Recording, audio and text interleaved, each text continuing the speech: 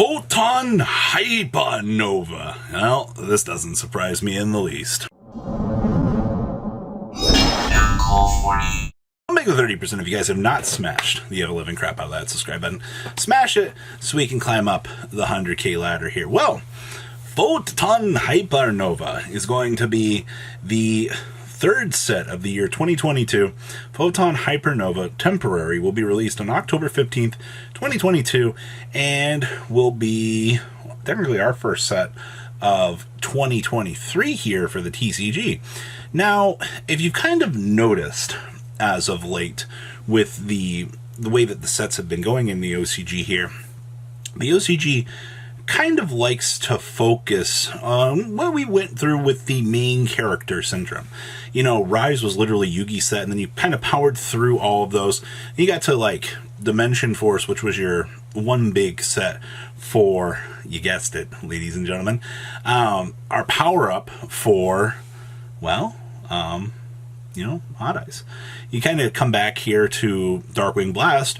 I feel like we're starting to explore, like, the side characters now, because, you know, you got the Blackwing support in that point, and then everybody's looking around at, you know, Luna going, when's Ancient Fairy Dragon going to get a power-up? But that's a story for another day. Still wondering that myself. I don't think they'll put the Ancient Fairy Dragon in here because the set's name is Photon Hypernova, and it doesn't make any sense to me. Maybe that's a Duelist Pack thing? I don't know. But all real things considered there, hey Konami, Ancient Fairy Dragon's looking kind of lonely out here. You gave Power Tool an upgrade.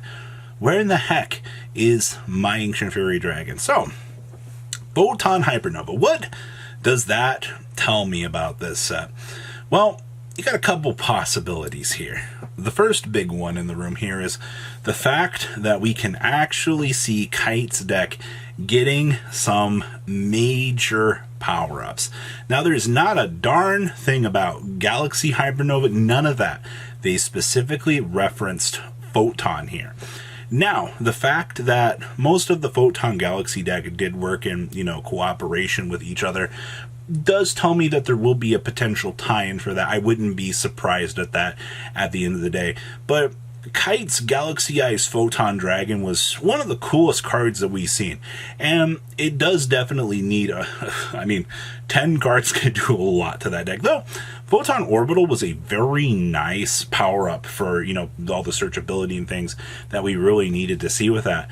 I'm just saying that an upgrade to that would be really, really nice. You know, I don't know how you would. The thing is, if you're going to truly make a new Galaxy Eyes Photon Dragon, you have to have some easy means to summon it. And, you know, the whole thing was the deck was supposed to be anti-Exceed Summoning that ended up Exceed Summoning at the end of the day, which that was always kind of weird. You know, like, this deck's entire gimmick is to stop number monsters, but we're somehow, you know, going to give it all this inclusion for the ability to Exceed Summon. But you got to ask yourself, are we going to get a much easier way to summon Photon Galaxy Eyes? We're just going to remake the entire card. We haven't really seen Konami go down the approach of just totally, you know, amputating the former card. They've found a lot of ways to basically be able to use it.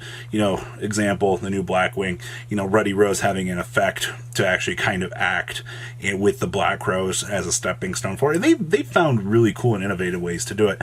But I'm just looking at this going, you know, hey, if we're really going to do this, this opens up some very cool doors. Now, of course, we can finally see Tachyon get an appropriate sub-archetype, which would actually be really cool. You know, if we're going to go full Photon ahead, I would actually like to see Galaxy Eyes, you know, Tachyon Dragon.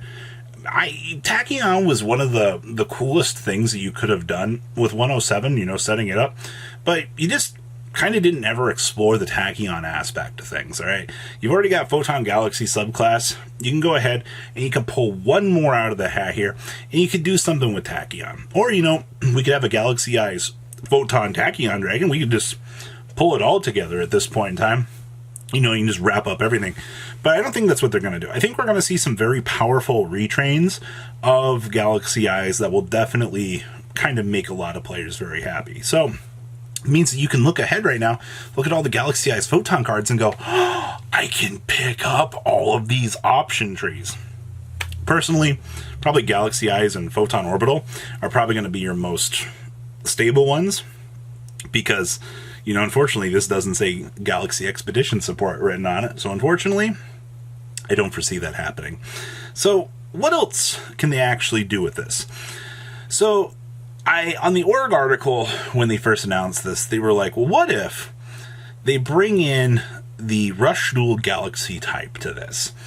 Now, most of the time when Yu-Gi-Oh! Goes through something like forcing in a new archetype, that's almost Master Duel worthy.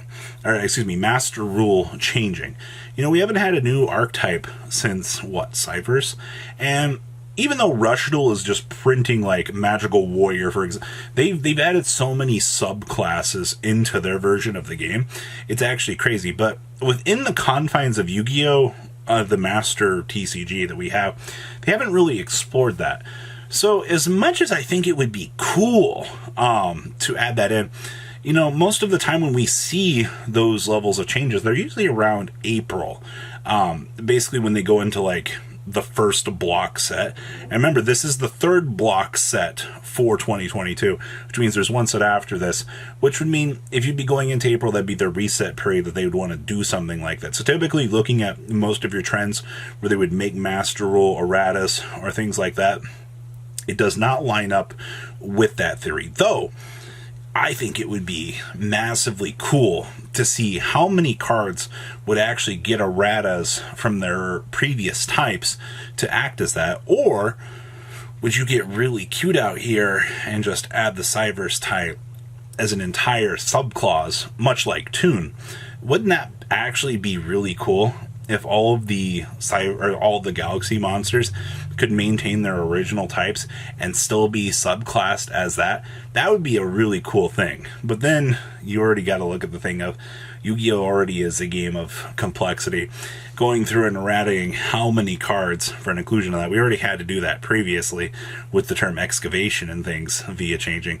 I don't think that would be necessarily one of your best ideas, Konami. So I am going to shoot down the idea of an inclusion of an entire Galaxy type built into this, because the timing is off appropriately with the set. I do think you are going to be focusing in more on your Kite support for your main one. But now you got to ask yourself, we did mention Hypernova in this. Now, if I know my Yu-Gi-Oh! Like I think I know my Yu-Gi-Oh! Maybe not like as much as I let on here, but if we're looking at this, that might be a homage to somebody from 5D's getting support. Gotta go fast, your heart beats alive. I don't know what tie-in we could get with Hypernova, unless they're Hypernova referencing to Photon Dragon as the Starburst in that case. But I kind of really want to see here some sort of homage to something 5D's in the set. You know what? I guess I'll go back to the original tie-in here. You know what? It is a Galaxy theme set. I guess we can bring in Ancient Fairy Dragon in here. Though it feels so left field to bring Ancient Fairy Dragon into a set like this that serves really no purpose towards it. And I do think in a much future set here, you will... I don't even know what you would call an Ancient Fairy Dragon set, like the Ancient Land or something like that, or, you know, the Fairy Tale set. And then you're going to be like, oh my god, Fairy Tale's no support. But alas, that's a story for another day. So, if you're kicking back and you are ready, you have your Galaxy deck in your hand, you've told your mom you have your best, you know, cape on, you are ready to play the best Photon game that you can. And unlike previous sets, that can kind of give you a lot more to them. You know, like Dimension Force could have been an Ancient Gear set as well as, you know, kind of tying in to Pendulums. This set doesn't give me a lot other than, like I said, possibility of something from 5D's in reference to Hypernova. You could see a Jack Atlas card tied into that for all we know. And it's pretty clear that Photon is probably going to be the clear forerunner for this. I love when they give the most obvious clues in the world and you're like, that's a Galaxy set. And then Yu-Gi-Oh! Players are like, no, it's not. And you're like, come on now. Guys, please leave a comment down below. Tell me what you guys think. Make sure you guys smash the living crap out of that subscribe button so you guys don't miss out on more awesome content. I'll see your beautiful faces back here later in the day. Yeah, the day, guys. Peace out. Patrons, thank you.